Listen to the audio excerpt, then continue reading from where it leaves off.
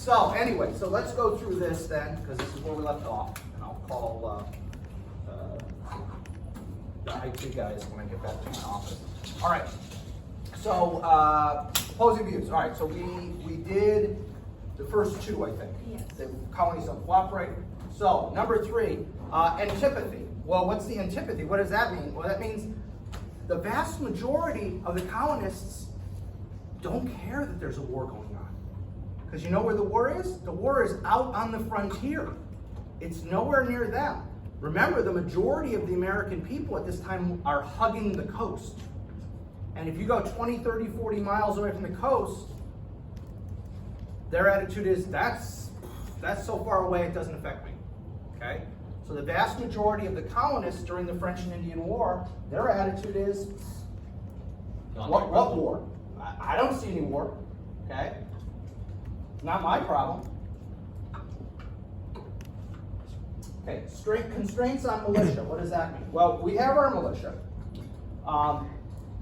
But the militia is very much a local organization. Like your village, maybe your county. And past that, again, people don't think in terms of the whole colony or all of the British colonies. They don't think in those terms at that time. So what you have is a situation where we get our militia unit together in our local town or in our county. See if there are not enough towns, we got to put together all the guys from, So we got our local militia together, and we're fighting the Indians because we're near the Indians, or the French.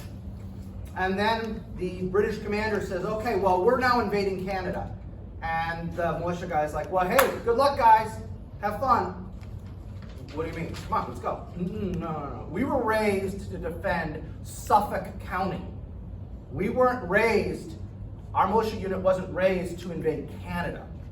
We were raised to defend Suffolk County or Harris County or whatever it is. We don't leave the county. And we certainly don't leave the colony. Okay, whether that's New York or Virginia or whatever. No way we leave the colony. We are Virginia militia. We're New York militia. We definitely do not leave the colony. And to the British, this is insanity. What the heck? Are your soldiers? Soldiers go where they're told. They do what they're told. No. We're not soldiers. We're militia. There's a difference. What? This is not my full-time job. I got a farm. I'm a blacksmith. Whatever it is. So the soldiers are a full-time job, and then Right. The British soldiers that's their full-time job. They're regulars. Okay? Well, they're generally called regulars. Whereas these guys, it's like after school activity. for the militia, yeah, they're gonna meet periodically, usually like on a Saturday or something like that. They'll get together, they'll do a little drilling, a little shooting. But yeah, their full-time job is farmer, blacksmith, what have you. Anything else is just kind of something we do once in a while, just for self-defense. Okay. And there are literally instances, and I'm not making this up, where when the British are invading Canada, the New York militia won't go. They said, if you want us to go, you got to talk to the New York legislature, okay? Because we're not going unless we get orders from the governor and the legislature. So that's that. You here for U.S. military history? Yes. Okay. Let me give you a copy of the syllabus, and we'll talk later. Pass that back. Okay, so that's the constraints on the militia. Volunteer mentality. So the militia have a volunteer mentality, which is good and it's bad. It's good because these are citizens who are stepping up to defend their homes. That's wonderful. Citizen participation, when we talk about voting, that's a good thing, right? Well, here's the problem. Since they volunteered to be here, they can also volunteer to go home. That's another problem with the militia. Is the early militia, there were no contracts. You didn't sign, I'm going to be here in the militia for 3 months, 6 months, a year. No, it was, I showed up with my musket and my provisions to help you guys. It's been 2 months, and I got things at home. So hey, good luck with all this. I hope it works out for you. And they're out the door. Oh, I left the stove on. Yeah. Oh man, I think I left the door unlocked. So I better go home and check that. And the thing is, legally, British can't do anything about it. Because they did, in fact, volunteer, and they never signed any kind of contract or anything. So they could just leave anytime they want. Okay? And this is a persistent problem well into American history. We're still in the British colonies, but this is going to be a problem into American history too. Localism, well, localism goes back in some ways to the constraints on the militia, i.e., I'm here to defend my county, my village, maybe my colony, but certainly never anything bigger than my colony. New Jersey? Screw those guys. I don't like them anyway. The Indians can have them. Okay? As long as New York's defended, that's all I care about. Okay? So that's the localism. And then lastly, this colonial greed. So here's how this works. And by the way, there's a modern day corollary to this too. So the British show up in a village and poof, the prices on everything just doubled or tripled overnight. Okay? Whatever a bushel of wheat cost the day before the British, it's 2 or 3 times that when the British show up. And the British are outraged by this, but the colonialists, their attitude is, well, you guys have got deep pockets. These farmers that I sell to, or these town dwellers that I sell to, they don't have much money. In fact, half the time, they never even pay in money, they pay in other things. They give me 3 chickens for a bushel of wheat, or whatever. Okay, because they don't even have cash. You guys are the British Army, you got tons of cash. Did they? Sort of. They were doing Not as much as the colonists think they have, but certainly more than the colonists themselves have. And that outrages the British. Was it only towards the British? Yes, they wouldn't do that toward militia. Oh. They wouldn't do that toward militia because they know hey, that guy's from the village, 2 miles down the road. He's cool. We know who that guy is. But the British, they're outsiders, and they got deep pockets. They got London. They got the Empire. I mean, they can pay. Well, obviously, the modern day corollary is defense contractors. You've all heard the stories about the $500 toilet seats and the $200 hammers. Okay? Just do it at Costco. Yeah, you can't. That's the thing. Commanders were getting in trouble for just going ahead and saying, I'm going to send some of my soldiers down to Home Depot just to buy some shovels. Yeah. So they would send those guys there, they would get some shovels, they'd bring them back, and then when somebody found out, U.S. military history? Are you here for U.S. military history? Okay. Pass that back. And then the commanders got in trouble because you bought outside the defense contracting system. If a soldier is injured while using that tool, you are liable.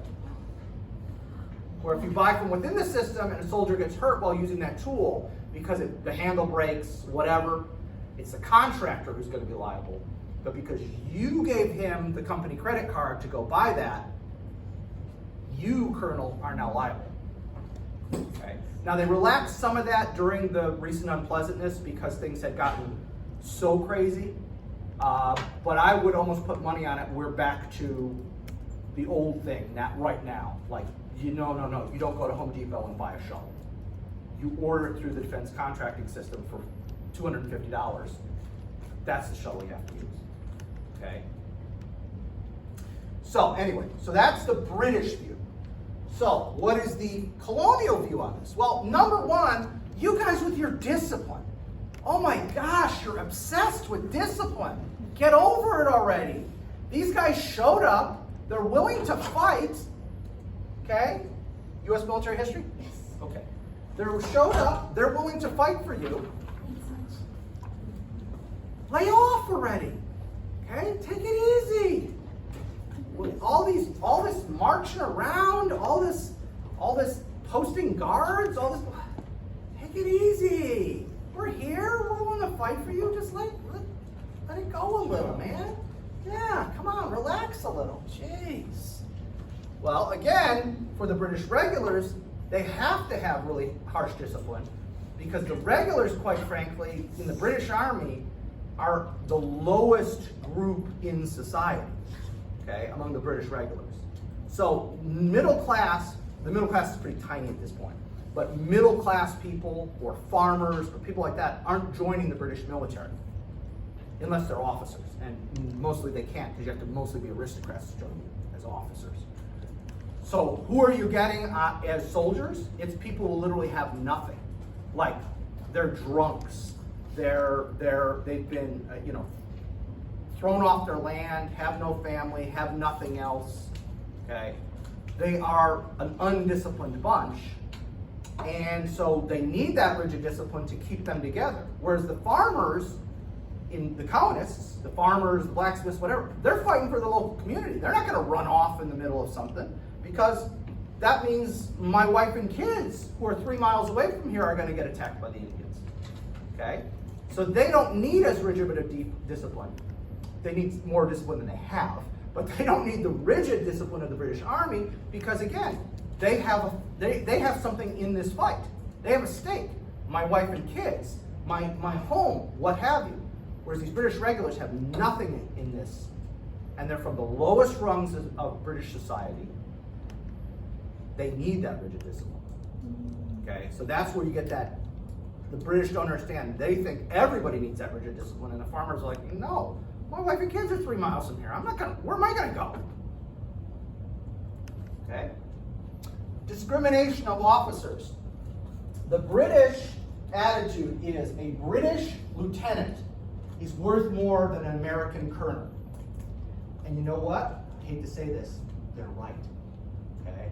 Because that American colonel has most likely become a colonel because he's friends with the governor. And this will be a problem all the way through our Civil War. Well, actually through the Spanish-American War. It really won't change until World War I. The senior officers in the militia and later on what we call the National Guard, again, until World War I, are all political appointees. So, this is one where I see what the colonial point of view is, I get it, I would probably feel the same way if I was a colonist. The British are right on this one. Just because you're a colonel in the American militia doesn't mean you know anything about warfare.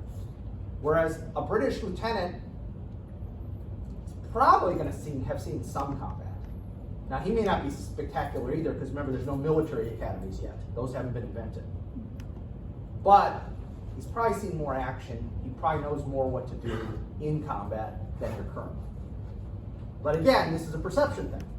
Hey, how dare you, not like my colonel? He's from Virginia just like I am. Who do you think you are? Oh, Mr. Hoity-toity British. Oh, whatever. Okay? Yeah, but the British are probably right here. I have to admit, they're probably right. Their colonel probably doesn't have a clue what he's doing. I have a question. Yes? People that are hired in rank in the British, are they still from the lowest of lows or no? No, the officers are almost all aristocrats. Almost all of the officers are either a duke or a count or an earl or something, or they're the younger son of a duke, a count, an earl, something like that. Was the only way to get an officer position was to buy it? In those days, yes. Yeah, the British have what's called the purchase system, which is a real weird system. It doesn't get, they don't start getting rid of it until the 1850s, 1860s. And what happens is you buy your commission. So let's say a lieutenant is 250 pounds. Now, by the way, 250 pounds is more than, it's like 3 years' wages for a normal person. Okay, so there's no way a normal person can buy one of these. So you buy a lieutenant's position for 250 pounds. How much would that be in today? We're talking $100,000, Oh. something like that. So you buy this commission. Now, you can do two things once you buy your commission. You can immediately go on half pay and be retired without ever hearing a shot. And they'll pay you half pay for the rest of your life. So some people who come from the right background but are poor, so their dad was a nobleman, but he gambled away all the family fortune. Okay? He has nothing left. He scrapes together 250 pounds. He buys this commission, and he's just going to live off that. He has no interest in fighting. He just wants something to keep him alive. Some guys would do that. More often, you would use that, you'd serve in the military, and then when you scraped up enough money, then you'd buy a captain's slot. And then you'd buy a major's slot, and not generals. Generals are appointed by the government. You can't buy a generalship, but you can buy all the way up to colonel. So all the way up to colonel, do you still, do you have the option just to retire? Yes, on half pay. Yeah, you have the option to retire on half pay. Would it be more? What's that? Would it be more than? Yes, the pay is higher the higher you go. Yeah. So, so they have this purchase system, and the result of it is that you have some pretty incompetent officers in the British Army as well. But if they actually serve on active duty, they're gonna learn how to do things over time. Whereas the Americans, again, it's only for, you know, every other Saturday or one Saturday a month we get together, we shoot at a bunch of targets with our muskets. Okay, good guys, I'll see you next month. You know, I mean, how much experience are you gonna get from that? Okay. Doesn't the British officers have to buy all their own equipment as well? Yes, yeah, and we have some of those traditions today. So I was an officer, and so I got my commission, I was commissioned, and I was responsible for buying all my uniforms, all my gear, everything.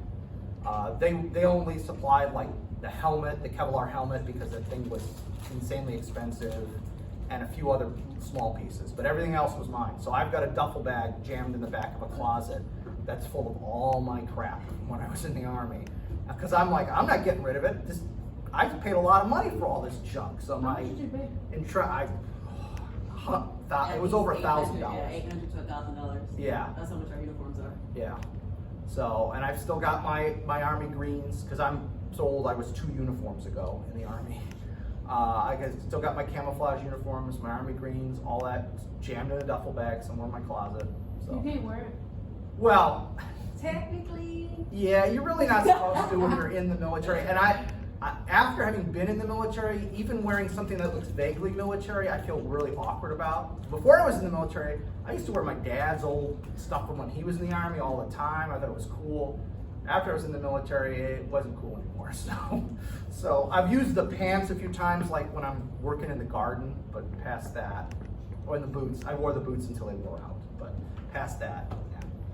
All right, so that was officers. Fatigue duties. Okay, what are fatigue duties? Well, fatigue duties are when you as an enlisted person have to do things that seem utterly mindless and stupid, basically just to keep you occupied. So, you know the expression idle hands are the devil's workshop? Well, the United States Armed Forces 100% believes in that.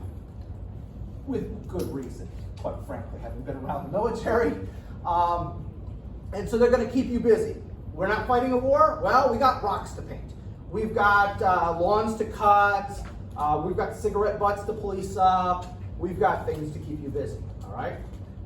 Now, some of these fatigue duties make a little more sense. For instance, helping to build roads and things like that in the colonial period where there are no roads. Hey, we're going to cut down trees. We're going to build a road. Hey, we need that. There's no road here. We're going from point A to point B. There's no road. We're making a road because we're not fighting right now, so let's get some axes and saws and get to work. The British Army get that, and they grumble, oh, crap. And then they go to work and they do it because they're used to that rigid discipline. The American colonists go, nah, no thanks. What do you mean, no thanks? I just told you to build a road. I'm a volunteer. I volunteered to be here. I can volunteer to leave. So if you want to just do this little piddly crap, I'm just going home. That's the attitude of the Americans. They're not here to do that. And again, this is a problem with the militia going forward till like the Spanish-American War. Is their attitude, the militia/National Guard, is their attitude is, I'm not here for that. I'm here to actually fight or nothing. So from the British view, they were almost like spoiled children. Yes, oh absolutely, they're like spoiled children. Absolutely they are. The attitude is, seriously guys? Well, we're paying you, aren't we? Well, that's another complicated thing about who's paying what. See, the militia at times are not actually even being paid, depending on the terms of service and some other factors. So that actually helps fuel the colonist point of view that, hey, I'm here out of the goodness of my heart. You're not paying me. Okay, and again, it varied, time, place, etc. But especially if they're not being paid, the American colonists, I'm not cutting down trees. I got a tree back on my farm that I've been needing to cut for 3 years. Never got around to cutting it. If I'm cutting down a tree, I'm cutting down that tree. I ain't cutting down that tree over there. Ain't happening. Okay? And this drives the British nuts. Okay? They just cannot fathom this. Contemptuous manner, the British just treat us like crap all the time. They look down on us, we're not as good at them as them, etc., etc. And I gotta tell you, when I taught at Leavenworth for 12 years, we had exchange officers. So every class, I had 4 classes every year, every class has at least one international officer. I never had the Brit. I had an Australian once, but I never had a Brit. But everybody I knew who had the Brit, with the exception of one, said the Brit was always a pompous ass. And this is 2010, okay? They have not been the world leader since 1940 or something like that. And they're still pompous and look down on us and everything. So again, that's not everyone. Maybe we were just getting the worst examples that were coming to Leavenworth. I don't know. Like I said, the Australian was cool. I had an Australian. I had Canadians. They were all cool. Canadians love to make fun of the Americans and point out, hey, you guys invaded Canada 3 times and failed. Just bring it up to work. And I had to admit, damn it, they're right. Yeah, we did invade Canada 3 times and failed. Anyway, so press gangs. Press gangs is another issue. This was a common thing that happened in the UK, okay, in Britain itself. If you were short on soldiers, you literally turn to one of your sergeants and say, Sergeant, take a couple of the men, go around the local taverns and round up some more soldiers. So basically they just go in, they find the guys who are completely drunk, they ask the innkeeper, hey, this guy isn't somebody important in your village or something. He's not like your blacksmith or the local gentry who's just slumming or something like that. He's just like a nobody, right? And as long as the innkeeper said, yeah, he's just some local loser. All right, congratulations. Grab him, and he just joined the British Army. What? Yes. They would do this. Without consent? Without consent. Yeah. But technically, they gave consent because they were drunk and they didn't know it, so technically it counted. Yeah. If you were sober, it wouldn't have been a problem. Right. You decided to get drunk, so it's your fault. That's They would ask them and then the drunk soldier would say yes. Yeah. Well, because they're drunk. Hey, how'd you like to go have an adventure? We're going to the American colonies. Yeah, sounds good. And boom, you're in. Okay. Well, they try to do that here, and whoa, does that not go over well? That does not go over well at all. Okay. Because again, the American perception is volunteer to stay, volunteer to leave. This idea that the British government can just walk in and you happen to be drunk. And sometimes it's not even guys are drunk. If they're desperate enough, they're just going to go, you, and you. You just joined the British Army. What? Shut up. And they had to And do then that? the sergeant with the 2 guys with bayonets says, get moving. Come on. And they have no choice. Yeah, voluntold. There you go. I know all about that. Okay. So, again, does not go over well to colonists. Colonists are outraged. That eventually gets to the assemblies, the different legislative bodies in each colony, and they are issuing protests to the governor. The governor is issuing protests to and so for the most part, that doesn't become a big issue. It happens, and the backlash from it is so huge.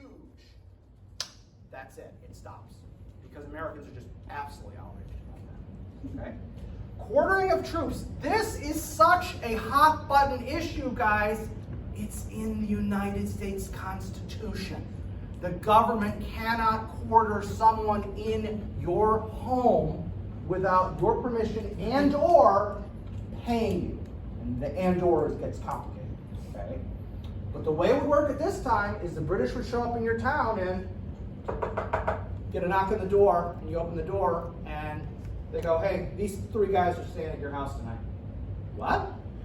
They're British soldiers. We don't have any place to put them. They're sleeping in your house tonight. Are you going to pay me? No. It's your duty as a British subject to take care of it. Okay? Please. Okay, so we actually remember that during time of peace. So hypothetically, there was a war in America. Could they? Yes. Again, it's never been an issue in American history, but yes, there would be, let's put it this way, there'd be a lot of lawyers getting a lot of business if that ever happened because of the constitutional issue and the framing of how it's worded. So, yeah, but this is such a hot button issue, we even put it in the flipping Constitution. Okay?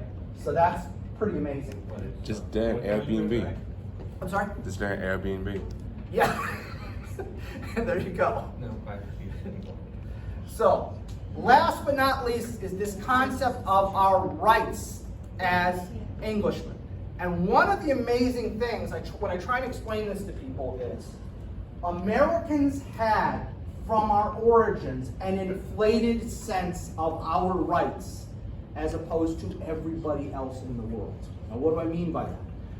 Well, remember, there's no nobility in America. Yeah, I know there's a few lords that come over early on, and there's even one or two that support the American Revolution, believe it or not. Okay, but by and large, there's no lords. The land is either free for the taking, or it's being bought at dirt cheap prices. So Americans, very early on in our experience, are used to the idea that they can just go out, start a farm, either for free or for a very low price, be their own boss, do what they want, and they don't answer to anybody. Okay? That goes all the way back to the 1600s. And over time, what happens is when they start forming legislatures, assemblies, whatever you want to call them, congresses, within the individual Congress, within the individual colony, okay, what happens is a much higher percentage of Americans are voting for a representative than anywhere else in the world. This is all before the revolution, guys. There's no revolution yet. This is well before the revolution. So political scientists and political historians have gone back and looked at this. And the percentage, I don't have the exact percentages, but the percentage of Americans who are voting for some sort of a representative compared to the rest of the world, it's like night and day difference. Like there are only like 3 other countries in the world where you even get to vote at this time. Like Switzerland, the United Kingdom. What's that? Isn't the UK like very limited? Though? Yeah, it is. Well, I'm getting there. You're right. You're right, Connor. You're right. I'm getting there. So it's like Britain, Switzerland. I swear there's one more. I'm brain farting. I can't remember what the other one is. But there's another one. No, not the Swedes yet. But I think there's one more European country. And that's it. So the only people voting in the world in the 1700s are American colonists, the British, the Swiss, and I think one more. I might be wrong about the one more. Okay? So right there, we're among the top 1% of 1%, right? Then on top of that, when you look at who can vote in those countries, well, in Britain, as Connor made reference to, yeah, you can vote if you are basically a wealthy male. That's the only people, not middle class, wealthy.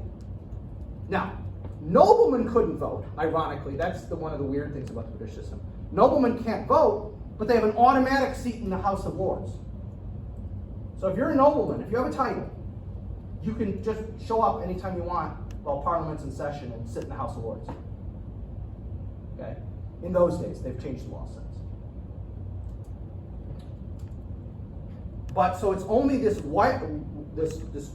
core group of wealthy men who are not noblemen, but they're wealthy enough almost to be noblemen. That's it. That's the only people voting.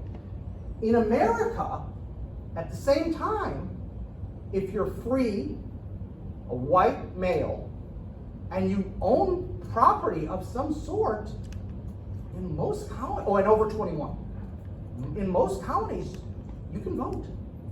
There are exceptions. Some of them will have, like, you have to be able to read and write.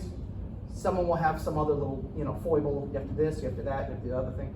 But the percentage of Americans voting, even though by our standards it's like almost nobody, it's like 3%, 4% of the population is voting, that's still like 100 times who's voting in Switzerland and you know, in the United Kingdom. So what does that mean? Well, we get this inflated sense of, well, if we can do that here, it's got to be even better everywhere else. Because Americans are also self-critical a lot. So if we're doing this and we're all screwed up, we know we're all screwed up, it's got to be way better in England. And what they don't realize is, no, it's not way better in England. It's way worse in England. It's way worse. And so we're constantly talking in this pre-revolutionary period about the British are trampling on our rights as British subjects. And what they don't realize is, if you were to move back to England, you'd have even fewer rights. We have way more rights here. But again, it's this kind of nostalgia for the old country, you know, that every ethnic group has some sort of nostalgia for wherever their people originally came from. Oh, how quaint. I remember my grandparents talking. Like, all right, so my dad is an immigrant. My grandparents are immigrants, right, from Poland. The Poland in my mind that I imagine is from 1939. Because that's when my grandfather went off to World War II and never went back. That Poland doesn't exist. Modern day Poles are wearing blue jeans and t-shirts and baseball caps and driving modern cars, and they have computers and the internet. They're not barefoot peasants with horse-drawn carts taking their wares to market. I know that rationally, but my emotional mind thinks about this quaint, lovely Poland that I'd love to go visit someday. That place doesn't exist. And so I have a feeling some of this is also that. These English settlers have stories from grandpa and grandma about what England was like in the bucolic countryside of England. And you didn't have Indian attacks, and there was the local nobleman, and you'd have to tip your cap to him as he went by and all this. And they idealize it, when in fact, it sucked. If it didn't suck, Grandma and Grandpa wouldn't have come to America. It was so great. And this is a consistent theme also in American history, is people do this. To this day, people have this, I remember my abuelo and abuela talking about Mexico, or my babcia and jajo, that's how you say grandma and grandpa in Polish, talking about Poland or whatever. That's nostalgia. That's not reality. Because obviously it wasn't that great there, otherwise they wouldn't have left. So this becomes a consistent issue all the way through the revolution. We have a distorted sense of what we should be getting as opposed to what other people are getting. And we're constantly thinking, it's better over there. We want it like that. Okay? And I won't get into modern politics, but you can even find traces of this in modern politics. Yeah, even like using our own country, I feel like in modern politics, like saying, oh, how it used to be, the same as Exactly. Oh man, the 1950s would have been so awesome. Yeah, if you were a white guy. That's what I always hear people say. No, wait, let me rephrase that. If you were a middle class or upper class white guy, because being a poor white guy still would have sucked. Okay? So yeah, no, there's this nostalgia is always and again, if you're a history major, yeah, don't fall into that trap. You know, don't fall into that trap. Every time I hear somebody, like at my church or something, talk about how, it'd be so great to live in like the 1880s. Are you insane? 50% of your kids don't live past age 3. Yes, and then the smallpox wave might come through and wipe out your whole family. I mean, my goodness. If I could time travel, I would never go back before about 1945. Why? Penicillin. Okay? I would not want to live in a world where I get a cut while I'm shaving and I die of blood poisoning. Okay? So, anyway. But I think you see where I'm going with all this. Yes, ma'am? And I believe the European country you were talking about is Belgium. Belgium. Okay, Belgium also had. Belgium exist in the 1600s? Oh yeah, not in the 1600s. Yes, yeah, we're a little too early because Belgium hadn't been formed until 1816, 1817. Yeah. Yeah, so they do have a pretty liberal, you know what I mean? Not politically liberal, but more liberal attitude toward voting. But yeah, they won't be formed until after the Napoleonic era. So yeah, that's true. Okay. Belgium in the room. Yes. Are you Belgian? 25%. Okay. All right. So, the treaty that ends the French and Indian War is called the Treaty of Paris of 1763. What do we get from this treaty? Well, first off, the British own everything east of the Mississippi, including Canada and Florida. So if you remember that map from here, let me pull it back up.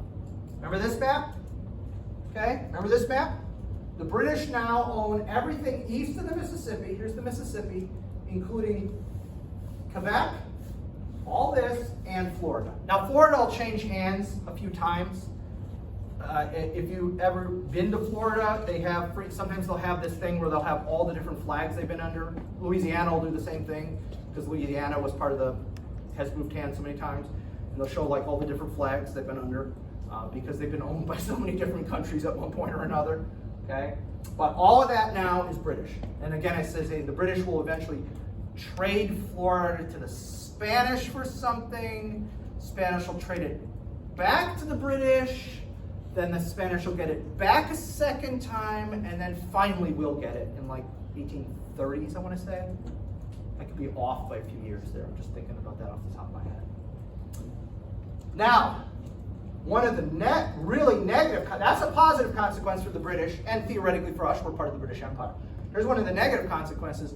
The British national debt has just doubled. Yeah, national debts were an issue in those days. This is not something that was invented during World War II. Okay, the national debt is an issue in those days, just as it is today. I have a buddy who's an economist, and he has been saying for 20 years, I can't believe our country isn't bankrupt yet. And he basically, every time I talk to him, he goes, I can't believe our country's not bankrupt yet. I go, Dave, you've been saying that for 20 years, man. He goes, it's gonna happen eventually. Right. Dude, I'm with you, but it's been 20 years.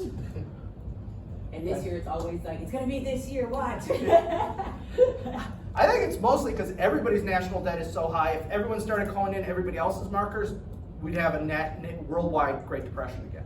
That's probably the only reason it hasn't happened is everybody knows, well, if I call in that guy's debt, he's going to call in that guy's debt, who's going to call in that guy's debt, who's going to call in, and then we're all wiped out. And then we have to start a war to pay it all off. Yeah, there we go. There we go. And now we have nukes, so that's not a good idea. All right, number 3. There's a question of what our role is in this dying system called the mercantile system. Now you might remember this from your basic U.S. history, your 1305 class. The mercantile system is this goofy system that the world had prior to modern-day capitalism. Modern-day capitalism is formulated by a guy named Adam Smith in a book called The Wealth of Nations in 1775. Okay? So mercantile system predates that. The mercantile system, the best way I can explain the mercantile system really quick, because this is not the purpose of the course, but I want to explain it. Mercantile system